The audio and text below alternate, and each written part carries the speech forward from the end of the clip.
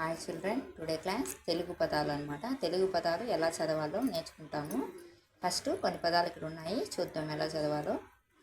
వల, పనస, ఈత, రమ, ఓడ, చలమ, పలక, ఊయల, ఎర, దయ, ఊతం, టంకం, నడవడం, బలపం, రుణం, మలమల, తడాక, డమడమ, అమల, ఒక, మర, శంఖం, హంస, ఏతం, ఎండ, ఇల, గంప, జరజర, సకలం, గజగజ.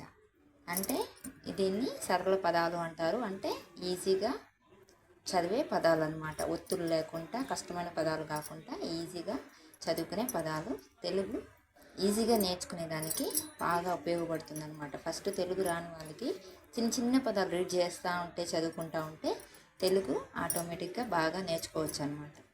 ఓకేనా?